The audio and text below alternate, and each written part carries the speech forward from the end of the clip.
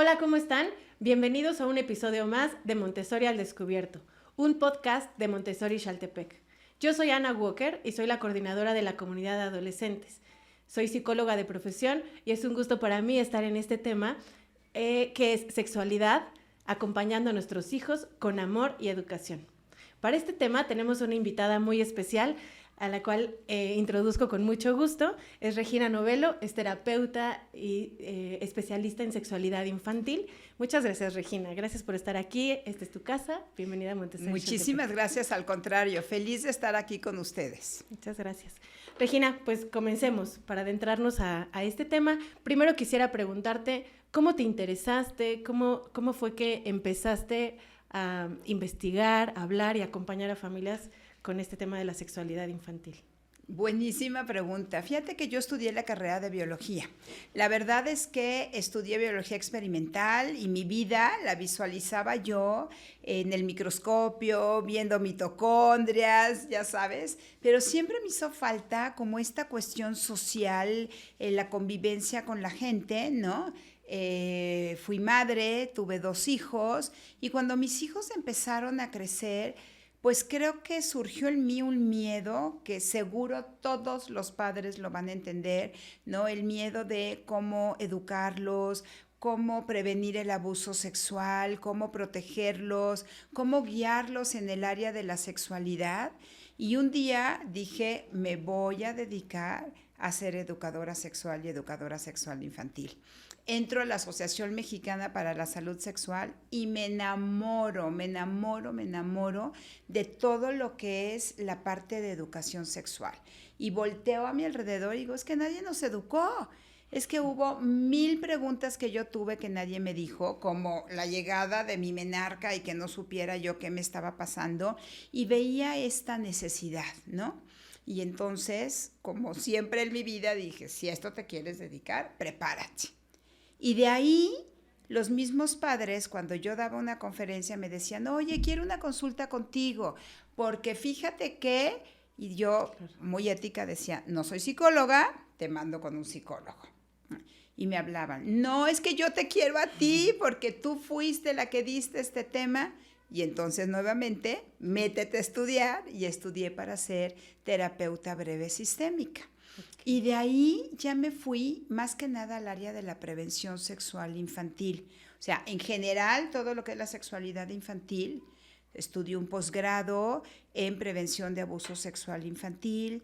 Luego empezó pues todo la situación de la pornografía que empezó a invadir a nuestros niños desde que llegó el celular, ¿no? El celular inteligente. Y de ahí pues me metí a estudiar también lo que es salud sexual digital y prevención en el área de la pornografía. Empecé a escribir cuentos, un libro, y como soy un poco inquieta, actualmente estoy estudiando mi maestría en terapia de pareja y terapia sexual. Entonces estoy pues muy contenta y creo que encontré mi compromiso de vida, que es la prevención del abuso sexual, proteger a nuestros niños, proteger a las infancias. Cada vez que me entero que un taller ayudó a un niño para prevenir una situación de abuso, haz de cuenta que mi corazón se hace inmenso. Claro, porque cambias vidas, ¿no? Tocas Exacto, vidas. Cambias cursos, y eso es muy importante. Claro. Sí me gustaría hablar, obviamente, de la prevención del abuso, pero primero quiero preguntarte, ¿cuándo y cómo es bueno hablarles de sexualidad a los niños? O sea, ¿desde cuándo? Desde siempre. Y lo haces de una manera dentro de tu vida cotidiana, con todos los mensajes que le mandamos a diario a nuestros niños y niñas. O sea, no lo haces de una manera formal, pero lo estás haciendo. Cuando los papás me dicen, es que yo no he empezado a educar a mis hijos en sexualidad. Claro que sí. Sí. Con tu mensaje, con tu, cierra tus piernas, mi vida, porque eres una niña. No llores, eres un niño. Como ve tu hijo, tu hija, que estás tratando a tu pareja, ya desde ahí estás hablando del vínculo afectivo. Entonces, desde siempre, ¿qué es lo importante? Que en algún momento te informes para poderlo hacer de una manera más formal.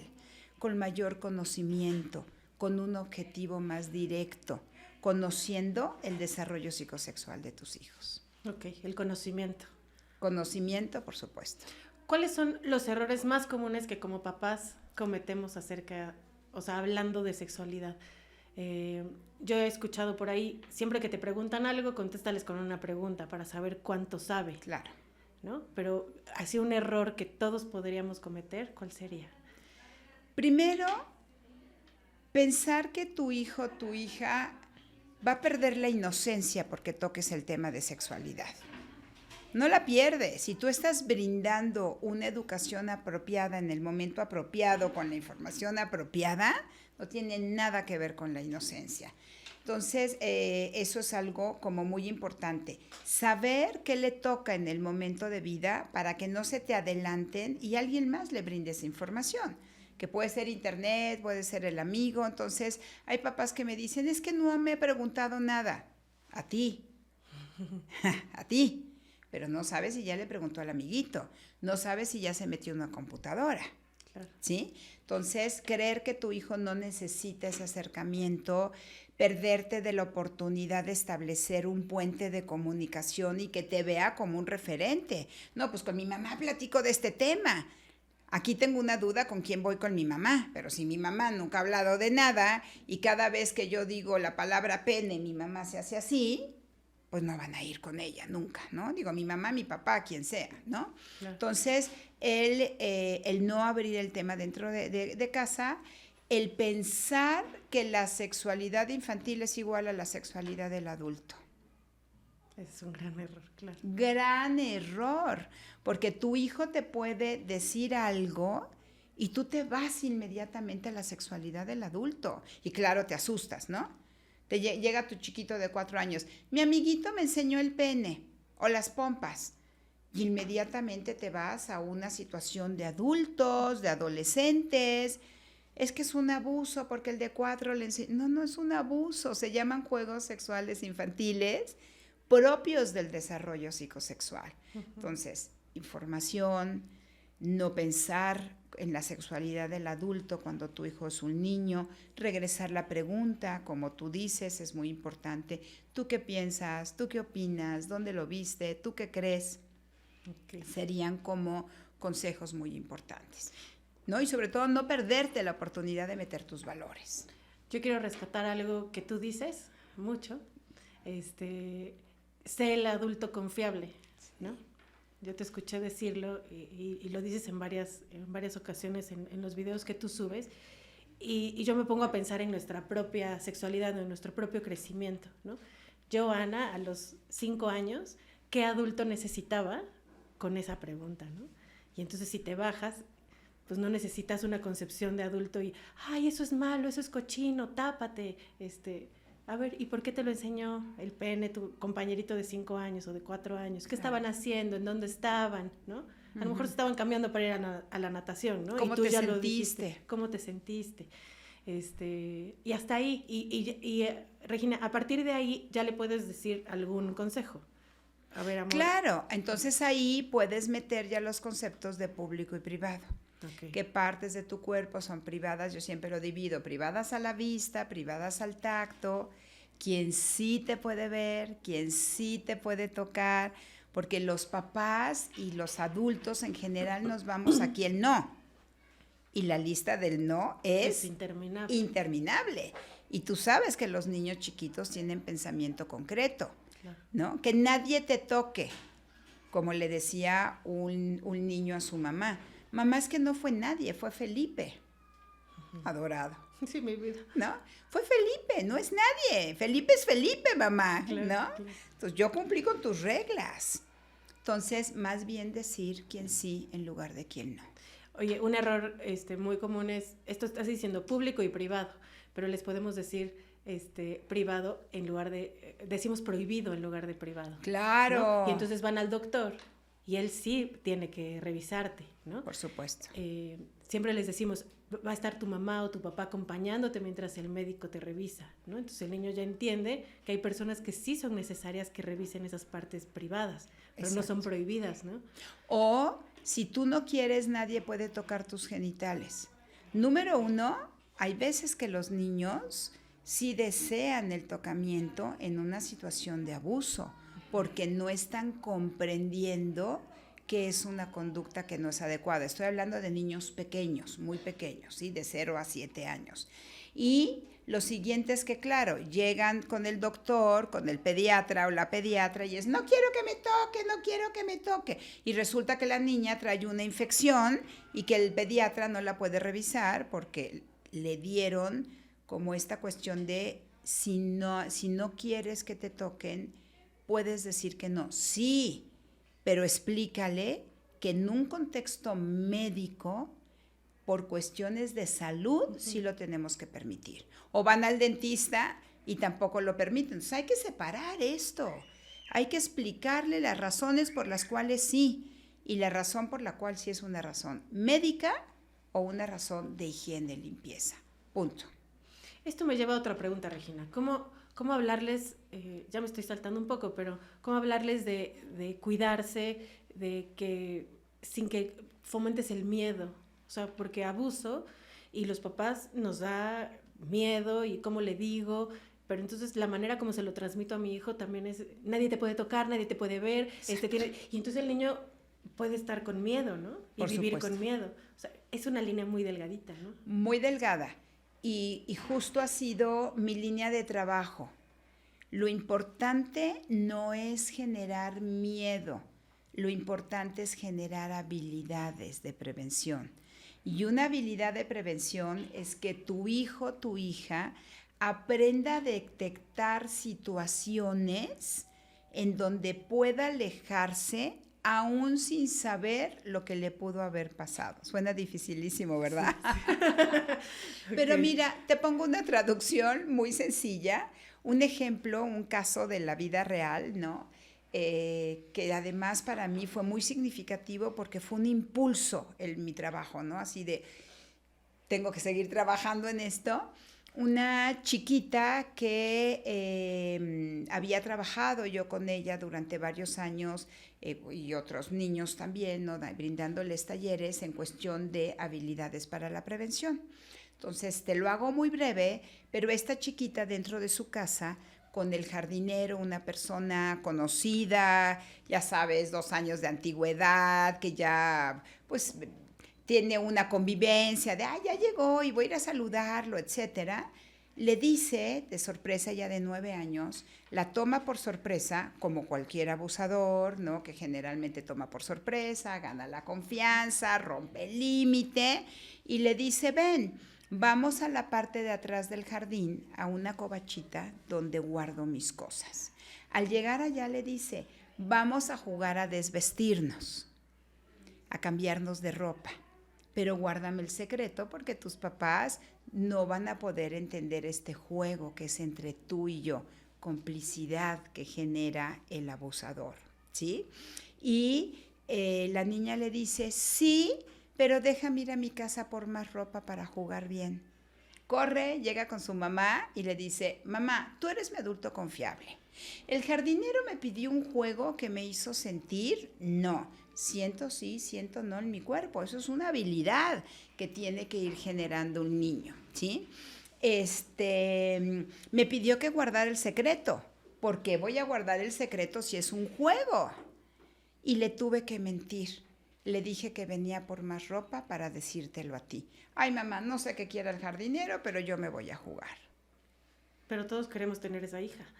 No, Con pero, esas habilidades. pero todos queremos tener esas habilidades. Con esas habilidades. Claro. Pero es que esa niña, Regina, tiene comunicación con su mamá, no solamente de la sexualidad. Tú Claro. lo dijiste hace ratito. Va a querer hablar con esa mamá porque es confiable, porque ha hablado de otras cosas. Exacto. No solamente de lo incómodo o de lo que me da vergüenza, ¿no? Y porque no le tiene miedo. Claro. Porque cuando el niño le tiene miedo a la respuesta de los padres, se aleja. Por supuesto. No es que voy a ir y me va a regañar porque me fui con él hasta allá al final del jardín a la covachita. Y entonces el niño guarda el secreto por el miedo a la respuesta del padre. Cuando ese niño te tiene confianza y es más fuerte el quererlo platicar y decir al miedo a la respuesta del papá, se va a acercar a ti. Y eso es uno de los elementos del adulto confiable. Claro. Que digas, ni la vergüenza ni el miedo le ganan a que pueda ir yo con mis papás a pedirles auxilio.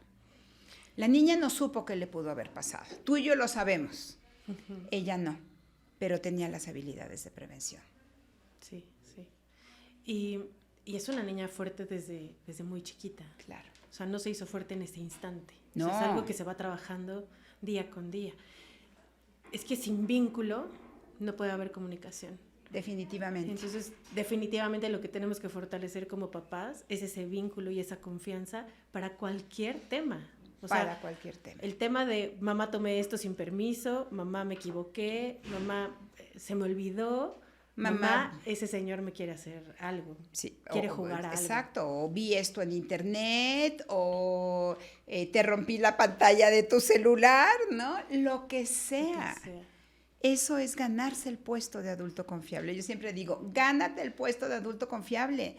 No es algo que te regalan en el paquete del nacimiento del hijo, que te dan los Kleenex y el termómetro y ahí está tu título de adulto confiable. No, tenemos que trabajarlo a lo largo de la vida.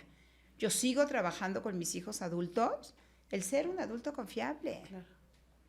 Sí, y sí lo soy. Entre paréntesis. Qué bueno. Yo espero también serlo para las mías.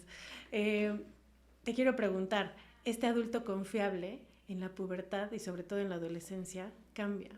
Claro. Y yo ya no sé, o sea, puedes dejar de ser ese adulto confiable en algún momento. Ahorita dijiste, mis hijos adultos, quiero ser ese adulto confiable, pero hay un tiempo en la adolescencia donde la mamá y el papá dejan de ser como ese confiable, no por falta de amor, sino por intereses, ¿no? Y por proceso de independencia, ¿no? O sea, los adolescentes tienen que irse separando de los padres para poder llegar a ser independientes, ¿no? Pues este proceso de me enojo contigo, mamá, papá, para poderme ir separando, para ir buscando quién soy yo. Pero aquí lo importante es que tengas una buena red de apoyo. Lo importante es que exista otro adulto confiable al que tus hijos puedan recurrir y que sí sea confiable. Lo malo es cuando ese adulto no es un adulto que les puede brindar el apoyo o que no va con tus valores. Sin embargo, a pesar de la lejanía en la adolescencia, es importante que tus hijos sepan que sí o sí tú eres su mejor opción. O sea, aquí estoy. Como ¿no? sea, como vengas. Como vengas. Yo les decía a mis hijos, no pretendas que no te llame la atención, que no tengas una consecuencia, pero tu mejor opción soy yo. Porque solamente un papá, no, bueno, estoy hablando en general, ¿no? Por supuesto que hay papás que no cumplen con estas características, pero en general un papá pues se va a preocupar por brindar todo eso, ¿no? Claro. Preguntándole a niños entre 12, 15 años, ¿cuánto has hablado con tus papás de sexualidad? Levantan la mano en un grupo de 30, levantan la mano 4, 5. Pero yo me he dado cuenta en los años también de experiencia como psicóloga y trabajando en instituciones educativas, que los papás hablan de sexualidad con sus hijos hablando de menstruación, te crecen los senos, ¿no? Te cambia la voz, vas a tener eyaculaciones o sueños húmedos y listo. Ya llegué a ese punto y listo. Sí. ¿Verdad? No, bueno, me equivoco. Un día, no, por supuesto, un día me dice un niño, yo sí hablé con mis papás sobre mis cambios. ¿Y qué te dijo tu papá? Te vas a llenar de pelos por todas partes. Eso es brindar la información. ¿Me das cuenta que me dijo, te vas a convertir en un chango, ¿no? Sí, ¿no? Y yo, no, bueno. Y el niño, ¿cuándo me van a salir tantos? ¿Cuándo me van a salir? Sí, con 3 vellos aquí, muy orgulloso, presumiendo sus vellos en el pecho. Entonces el papá cumplió. Dijo, te vas a llenar de pelos, hijo, ¿no? Y pues eso no es educar. Y retomo lo que dijiste hace un rato. Educar es desde el vínculo.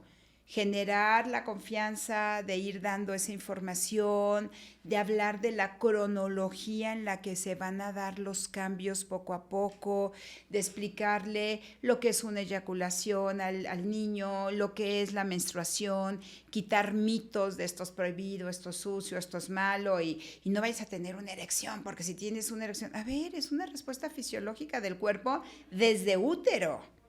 O sea, ir quitando esta parte de que la sexualidad es solamente genitalidad. Claro. Y considerar al ser humano de una manera integral, tus vínculos, hablar del autocuidado, hablar de salud sexual. Y cuando yo digo la palabra salud sexual, la gente se imagina estar libre de infecciones de transmisión sexual. No, salud sexual, según la Organización Mundial para la Salud, es tener salud en tu mente, en tus emociones y en tu cuerpo. Si tú me dices, tengo salud sexual porque no tengo ninguna infección de transmisión sexual, pero estoy en una relación conflictiva donde me golpean, abusan de mí, etc., no estás teniendo salud sexual. Por complacencia, ¿no? Exacto. Entonces, hay que ir generando en nuestros hijos la conciencia de la salud sexual. ¿Sí? ¿Pero qué les pesa a los papás la palabra sexual? Bueno, pues así le pusieron, papás, ni modo. ¿Sí? Salud sexual es en tu mente, en tus emociones y en tu cuerpo. Aprender a cuidarte de una manera integral. Hablar del vínculo, hablar del género, hablar de la reproductividad, hablar del erotismo. Yo te hago una pregunta y eres mucho más joven que yo. ¿Quién te habló del placer? Nadie. Y nadie te habla de eso, ¿no? Nadie y te los habla papás de eso. Nos basamos en esto sucede, esto te va a suceder, esto va a pasar en tu cuerpo y pues descúbrelo. Exacto. O sea, ya lo demás te toca a ti. Exacto. ¿Es necesario hablar del placer? Claro. Es necesario hablar del placer y es necesario hablar del amor y no solamente del amor. Porque me voy a un adolescente, ¿no? 15, 16 años, en donde, por ejemplo, una chiquita que se embaraza a los 16 años, su mamá le dice, ¿pero por qué lo hiciste? Sabías que existía el condón, sabías, yo hablé contigo, te dije que no te embarazaras.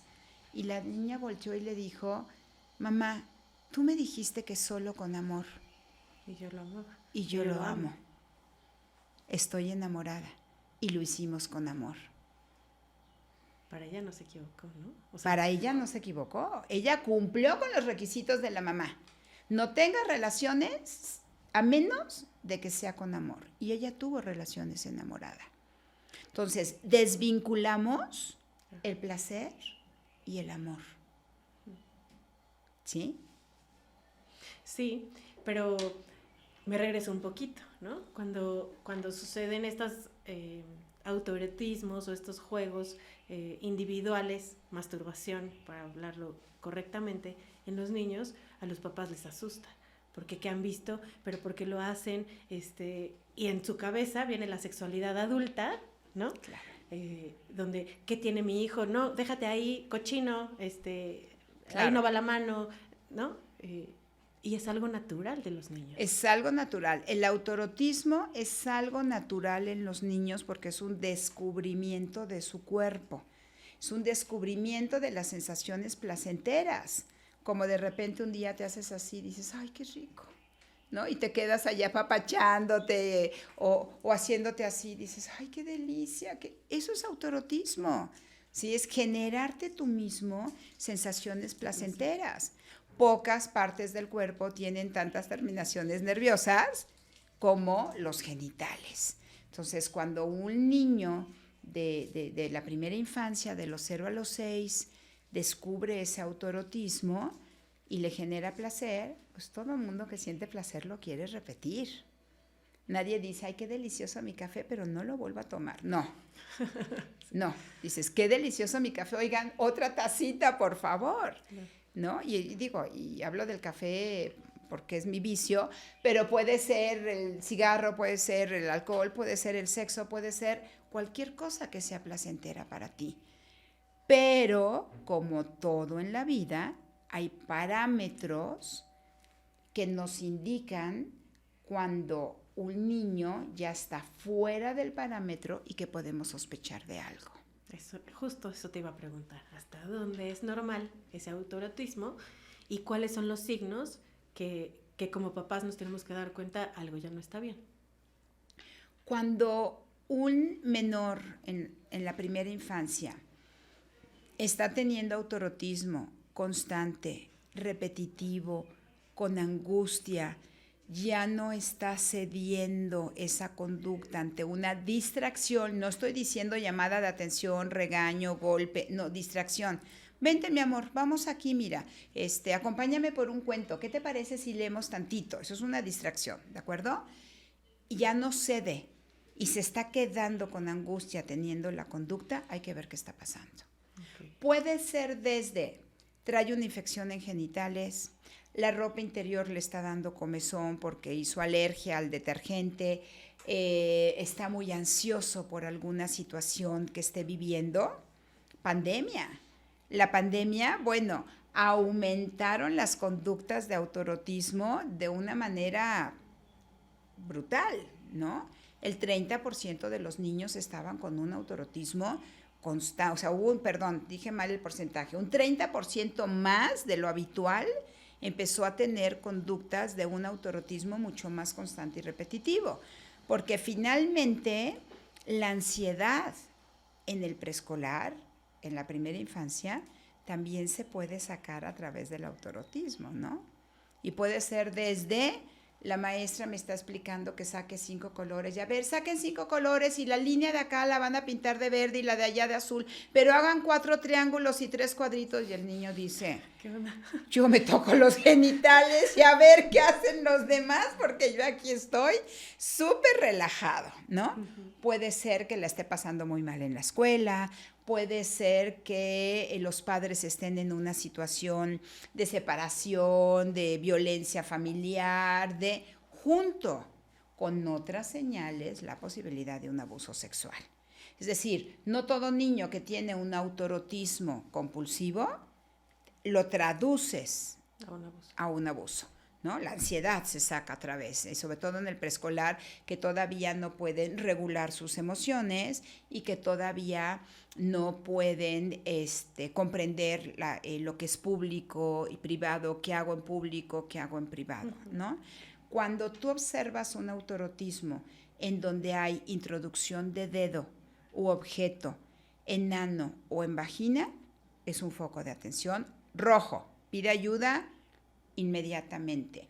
Cuando un niño imita movimientos sexuales con otro niño o un objeto, un peluche, ¿no? Que empieza a hacer así con un peluche con otro compañerito, es un foco de alarma. Cuando un niño solicita sexo oral a otro niño, obviamente es un foco rojo y hay que pedir inmediatamente una intervención psicológica. ¿Por qué? Porque los niños, y esto es muy importante, no repiten conductas sexuales de los adultos que no se observan en la vida cotidiana. Es que mi hijo juega que son novios y se besan en la boca. Sí, lo ve. Tú te besas en la boca cuando saludas a tu pareja, los ven en el centro comercial besándose. Le da la mano. Le da la mano, las princesas y los príncipes se dan un beso de amor y lo está repitiendo. Pero cuando te repite una conducta de la vida privada, es un foco de alarma. Okay. ¿Sí? No es de, es que le dio curiosidad y entonces le dijo a su amiguito que sí que sí tenían sexo oral. Sí. Regina, esto cambia conforme van creciendo. Claro. Porque por ahí de los 9 años, lo moral ya es parte de los niños y ya saben lo que es bueno y lo que es malo, y entonces, ¿cómo descubrir que algo está mal en ellos si no los van a ocultar justo porque ellos ya le pusieron esa connotación de malo? Ahí es donde entra tu papel de adulto confiable. Pero, además de eso, si ya estamos hablando de abuso, el abuso da síntomas. Muchísimos. pero son muchos síntomas que también se pueden dar en otro tipo de situaciones, ¿no? Puedes tener un niño irritable, un niño que participaba maravillosamente bien en la escuela y que ahora no quiere hacer nada, o al contrario, que anda hiperactivo y que todo el día se para y que está grosero, que se aísla, que le tiene miedo a alguna persona, que hay regresión en el control de esfínteres, que le tiene miedo a algún lugar en específico, ¿no? De ya no quiero ir aquí, ya no me dejes con esta persona, ¿sí? Y frecuentemente los niños, ya hablando, cuando hay una moralidad, cuando hay una plataforma moral, tienden a repetir las conductas que están viviendo.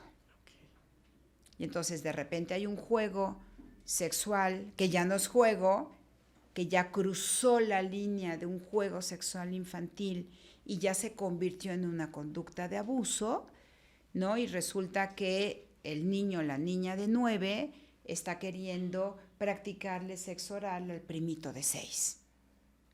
Está repitiendo. Repite esa conducta. ¿Por malo? No. ¿Por abusador? No. ¿Vamos a ir por ella y la vamos a meter a la cárcel? No. La vamos a atender. Porque seguramente esta chiquita está viviendo una situación de abuso con alguien más. Y aquí aclaro que la pornografía, o sea, ver pornografía, genera síntomas de abuso sexual infantil. Eso te iba a decir, es una forma de abuso. Es abuso. Todo lo que altera el desarrollo psicosexual de un niño se considera abuso, ¿sí? Entonces, los niños tienden a repetir la conducta. Y ahí es donde tú lo observas. Okay. ¿Sí? Y no es imputable por la ley, no se va a la cárcel. No. Okay. Hasta los 12 años son imputables por la ley. Eso te iba a decir, ¿qué pasa con mis niños grandes, mis adolescentes? Ya la ley va a generar una sanción en ellos porque, como bien lo dijiste, la moralidad, la plataforma moral, se va volviendo más completa conforme llegamos a cierta edad. Y ya un adolescente tiene la capacidad de poder identificar qué conducta es adecuada, qué conducta no, ya tiene el concepto de abuso, ya lo sabe perfectamente bien y tiene la capacidad, o debería de tener la capacidad de autorregularse. De decidir, ¿no? De decidir. ¿Qué signos podemos ver en un adolescente que ha sufrido abuso? Los mismos, pero aquí aumenta el consumo de sustancias que puedan empezar a cortarse, que se autolesionen, que empiecen a volverse más vulnerables a otras situaciones de abuso, que se vayan de casa, o sea, que se escapen, que salgan, que se vayan, problemas de conducta fuertes, trastornos de la conducta alimentaria. Está muy asociado el trastorno de la conducta alimentaria a abuso sexual infantil en general. Digamos que van complicándose los síntomas. Trastornos del sueño, ¿no? También. Trastornos del sueño, por supuesto. Ahora, bien importante saber, todo abuso sexual infantil que es atendido por un especialista, todas las personas víctimas que vivieron esto tienen la capacidad de salir adelante. Okay. Bien importante. Y no se convierten en abusadores. Porque no sé si a ti te pasa, pero cuando yo escucho de, claro, como abusaron de él de chiquito o de ella, a ver, no. No, si alguien vivió un abuso se convierte en abusador, si no es A más B igual a C. O sea, no es de, ay, pobre, lo asaltaron, se convirtió en asaltante. No, ¿estamos de acuerdo? Eso es reducir la situación. No, cualquier persona con una terapia adecuada puede sanar y tener una vida totalmente adecuada. Okay. Sexual, social, vincularse, etc. La atención oportuna, ¿no? Claro. O sea, cualquier signo, cualquier síntoma, cualquier cambio en la conducta de nuestros hijos debería de alarmarnos. Por supuesto. Y hacer cambios. habrá unos que sean más graves y los tengas que llevar al especialista, y habrá otros que dices, solamente está estresado, ¿no? Es lo único que está manifestando, pero la observación es básica, ¿no? Y para observar un hijo hay que estar cerca. Volvemos a la importancia del vínculo. Ok.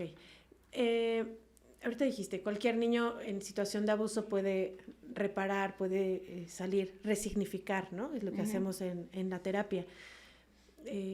Cuando un niño, ¿qué hacer como papás? Cuando un niño tuvo acceso a pornografía o a contenido erótico no adecuado para su edad y nos dimos cuenta, ¿qué es lo primero que tenemos que hacer? En mi libro de Tu hijo, un clic de la pornografía, ¿sabes qué hacer? Justo voy describiendo cada uno de los puntos.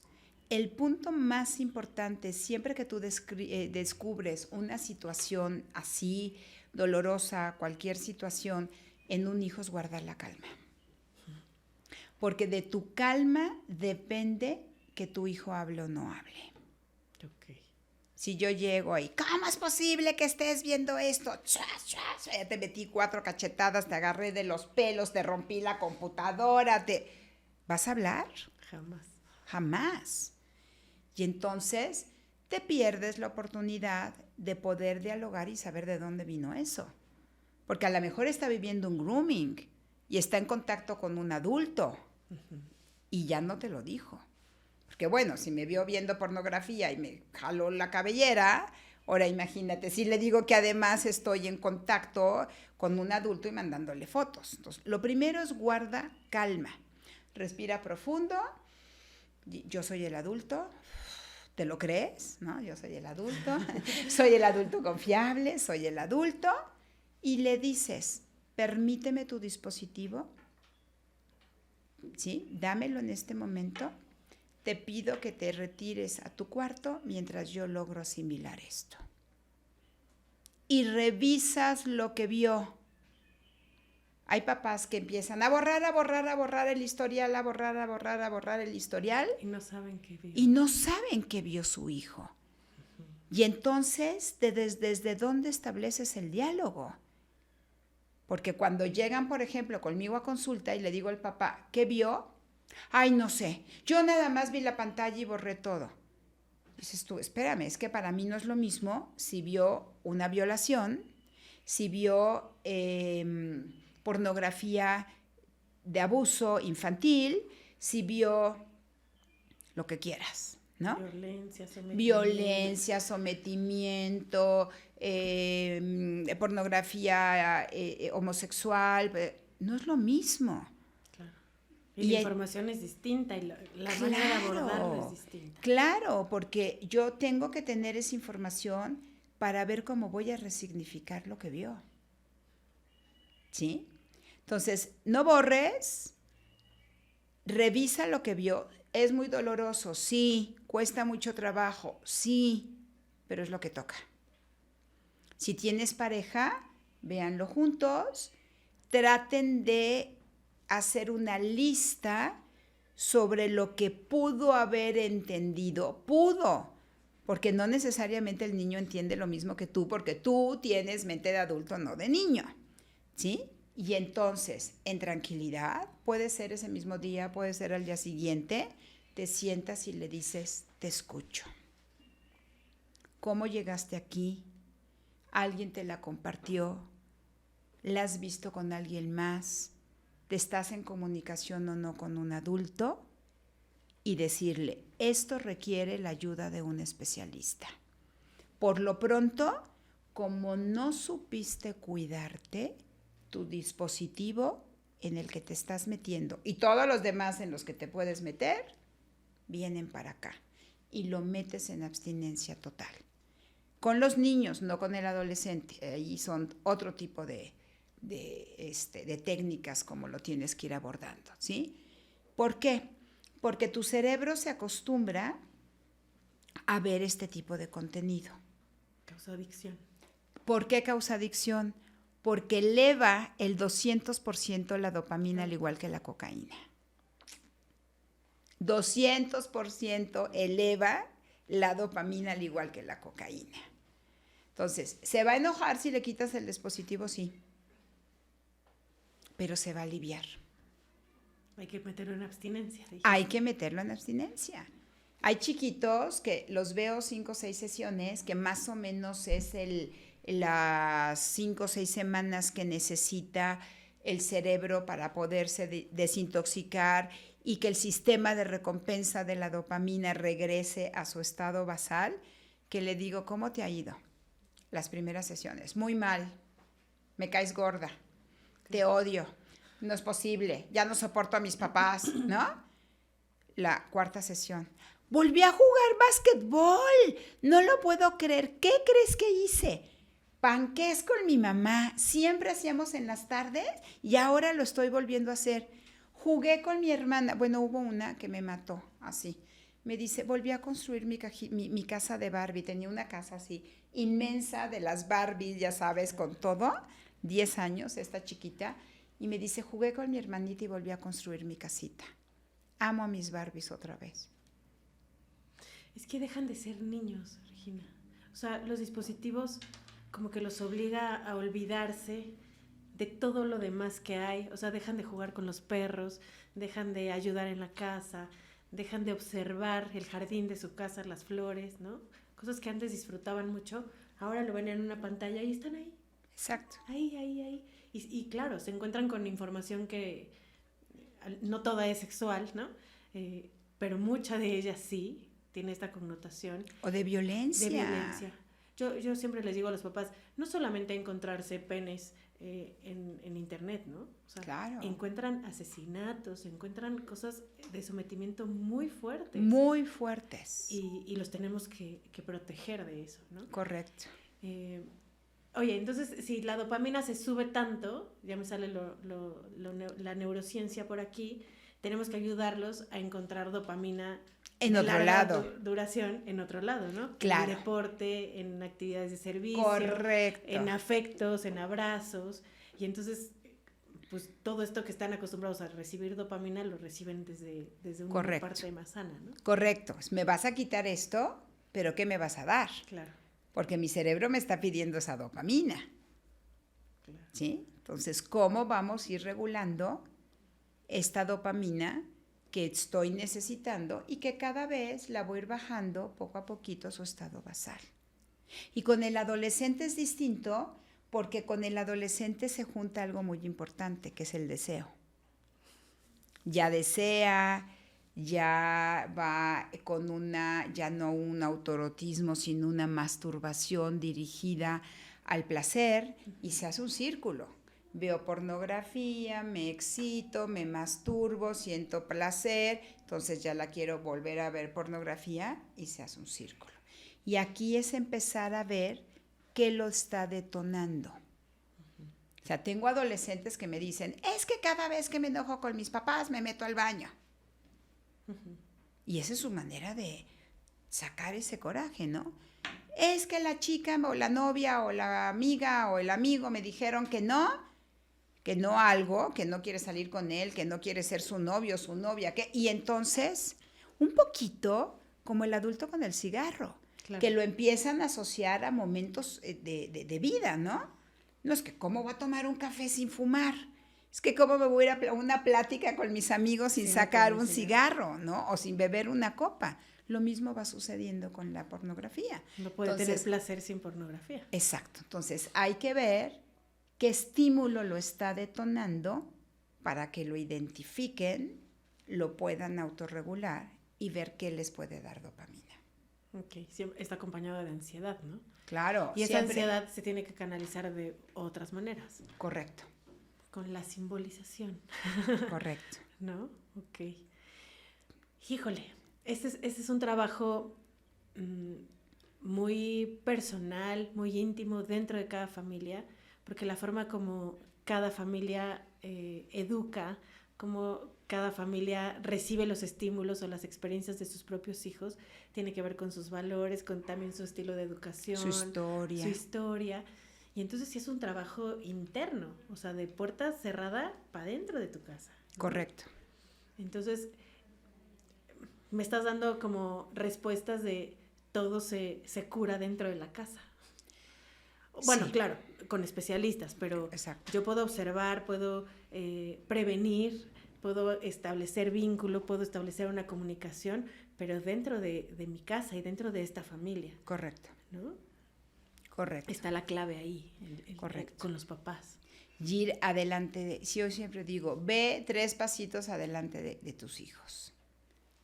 Porque cuando ellos van 3 pasitos adelante de ti, es cuando dicen, ay, es que no sabía que existía el sexting. Sí, información. Información. La información es poder. Exacto. Y prevención. Y prevención, sí, claro. Hay que hacer prevención primaria. Y la prevención primaria es antes de que suceda. Uh-huh. Ambos, ¿no? Mamá y papá. Porque tienen que entrar, preferencia, claro. porque pueden entrar en algún tema uno y en algún tema otro, en algún tema los dos. Y esta comunicación de papás también tiene que fortalecerse, ¿no? Totalmente. ¿Qué tan común, Regina, es que entre papás tampoco hablen, o sea, entre parejas tampoco hablen de sexualidad? Muchísimo. Pero ni siquiera de la suya propia, ni siquiera de lo que sucede entre ellos como pareja, ¿no? Y entonces cuando queremos educar, ni siquiera yo sé cómo estoy con mi esposo y cómo con voy a mi educar. propia sexualidad. Bueno. Entonces, desde ahí yo trabajo mucho ejercicios en donde ves cómo estás en cada uno de los componentes de tu sexualidad, ¿no?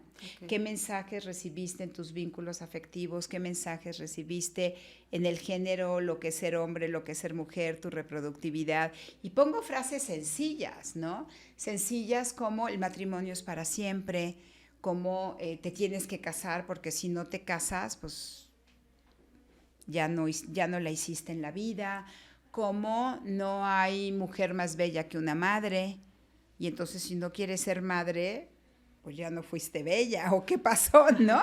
En fin, como una mujer no tiene que trabajar, se tiene que dedicar al hogar, o sea, todos estos mensajes que tú recibiste dentro de casa, si no los trabajas, los vas a repetir. Uh-huh. Y ahí es cuando las historias se repiten. Ayer alguien me decía, mis papás me dijeron que la sexualidad es hasta que me case. ¿No? Sí. Ok. Eso es lo que, y qué es lo que tú piensas. Pues exacto. No, porque todos los días vivimos la sexualidad. Claro, ¿no? Claro. Me tocó alguna vez una pareja adorable que la madre le había regalado una figurita de la Virgen de Guadalupe, se la puso en su buró y le dijo, mijita, para que la Virgen te cuide y solo lo hagas las veces necesarias para poder tener un hijo. Y entonces, ella, como suele suceder en el segundo trimestre del embarazo, que hay una mayor irrigación al piso pélvico, aumenta su deseo, ¿no? Y ella quería recibir al marido así de, ¡ay, ya llegó! No podía, porque estaba embarazada. Entonces, ¿cómo iba a tener sexo con su marido, casada, dentro de todas las de la ley? ¿No? Porque ya estaba embarazada. Ya no era correcto. Ya no era correcto. Qué fuerte, porque son todos estos mensajes que vamos recibiendo y que van permeando nuestra propia vida y sexualidad. Híjole, es un trabajo personal. Definitivamente, ¿no? Ok. Regina, me gustaría que nos hablaras o que nos dijeras, ya casi para concluir, así, pasos a seguir de papás, de, ok, ya hiciste esto correctamente, ahora acompáñalo de esta forma, o sea, como ya lo hablamos. El ABC, o sea, ya lo hablamos durante todo este tiempo, pero es la prevención, o sea, como hacer un pequeño resumen. Pues como comentas, ya lo hemos estado hablando, creo que lo más importante es tener un buen vínculo afectivo, es abrir el diálogo, que tu hijo, tu hija sienta que cualquier cosa te la puede decir, que no le gane el miedo y la vergüenza y que por eso calle, entender que cuando hablamos de prevención, sí, lo más importante es que no suceda, pero lo segundo más importante es que hable. Porque hay veces que no podemos evitar que la situación, que el niño no tiene el poder para evitar que las situaciones sucedan, porque es un niño y porque muchas veces ni siquiera la ve venir, ¿sí? Entonces, esa parte es importante. Educar, brindar una educación sexual integral, y por una educación sexual integral quiero decir una educación que genera habilidades de comunicación, ¿no? Habilidades de aprender a gestionar las emociones, una inteligencia emocional, y finalmente habilidades de la prevención. Y estar presentes. Estar presentes. Eso me llevo yo, ¿sabes? De esta plática. La presencia, la constancia, el mirar a los hijos, ¿no? Estamos acostumbrados o tenemos la vida muy, muy vertiginosa, que los llevamos rápido a la natación, los llevamos rápido al no sé qué, y los vemos muy poco a los ojos, ¿no? Correcto. O sea, vienen en el coche, vienen con nosotros, pero ese era el trayecto, ¿no? Llegamos a la casa y veo una película mientras yo cocino, pero no te veo a los ojos, no puedo estar presente. Y para poder estar presente falta esto, ¿no? Mirarte, analizarte, cómo vienes hoy. Claro. Yo siempre les digo a mis compañeros que desde que pasas lista, en Montessori no pasamos lista, pero es una forma de decir, ¿no? Desde que pasas lista y ves al niño cómo entra, claro, sabes cómo viene. Lo observas, si viene decaído, si viene llorando, si viene rojo, si viene pálido, si viene ojeroso, ¿no? Claro. Y los papás tenemos eso todos los días, y a veces la vida, métete a bañar, lávate los dientes, no sé qué, pero ni siquiera lo volteas a ver, ¿no? Y todo es regaño, así, y la inmediatez en la que estamos viviendo, ¿no? Y apúrate, y apúrate, y apúrate. ¿Y a qué horas te sientas? Como dices tú, ¿no? Sí, te sientas y platicas. Y antes los juegos de mesa eso unían, ¿no? La sobremesa hacía que, bueno, ya me está haciendo trampa, y ves los ojos que están haciendo trampa y ves los gestos. Ahora no, ellos en su celular, tú en tu computadora, en tu celular, ya me tengo que ir, voy a trabajar, y nos tenemos que dar una pausa. Exacto. Una pausa para saber qué quiero de mi familia, qué le voy a ofrecer, qué herramientas, qué habilidades quiero desarrollar, ¿no? Correcto. Entonces sí me quedo con eso, con el vínculo y con lo afectivo. Es lo más importante para la educación de nuestros hijos. Totalmente. No hay de otra. No hay de otra. Es eso, es asumir tu papel de maternaje o de paternaje. Uh-huh. Y ese papel es estar ahí de una manera incondicional, ¿no? Guiándolos. Y no pensar, por favor, que ya es un adolescente y ya no te necesita, y ya no necesita límites, y ya no necesita que estés ahí. Al contrario, ¿sí? Me recordaste, y termino con esto, un chiquito que después de varias sesiones había visto pornografía. Le dije, bueno, pues ya acabamos, ya no nos vamos a ver, me encantó estar contigo, y se empieza a llorar. Y yo, ¿qué pasó? ¿Por qué lloras? Su respuesta, mira, la sigo sintiendo en la piel. Es que nadie me había visto y me había escuchado durante 1 hora. Sí. Fíjate, yo te voy a contar otro. Y con eso terminamos. Yo tuve en terapia un niño de 12 años, no fue abusado, no tiene nada que ver con lo sexual, pero durante 4 sesiones solamente llegó y se sentó y no hablaba. Y yo lo respeté en ese silencio y me lo ponía junto, y, ¿no? Lo esperaba, yo le decía, aquí estoy para ti cuando estés listo, ¿no? Aquí hay un juego, si quieres jugar, podemos platicar, ¿no? Así, 4 sesiones. A la 5ª dije, algo tiene que pasar, ¿no? O sea, porque yo lo veía mal. Entonces, en esa 5ª sesión, yo fui y me senté junto de él, cerquita, sin invadir su espacio. Se volteó, me abrazó y se soltó a llorar. Oh. Y me dijo, ¿por qué no lo hiciste desde la primera? ¡Ay, mire! Y yo así, ¿no? Porque no te quería invadir, porque te quería dar tu espacio, porque... Y me dijo, gracias porque me esperaste. Ahora sí te voy a contar. Traía una historia muy dolorosa, pero lo primero que necesitaba era vaciarse, claro, desahogarse. Lo abracé, te lo juro que lloró de los 45 minutos, yo creo que 30. y nadie lo había visto con esa necesidad. Por supuesto. ¿No? O sea, ahí está el sufrimiento. Y yo en la terapia también les digo, no solamente vienen a contar las cosas malas, ¿eh? Claro. También pueden venir a contar lo que les gusta, lo que les agrada, lo que les ilusiona, porque es conocerse, ¿no? Claro que tu trabajo es atender este asunto importante de la sexualidad, pero cuando te dicen, volví a hacer galletas o volví a hacer panqueques, sí, claro, claro. También es darle la oportunidad que pueden platicar con un adulto confiable de las cosas lindas y de lo que les emociona y lo que les hace feliz, ¿no? Por supuesto.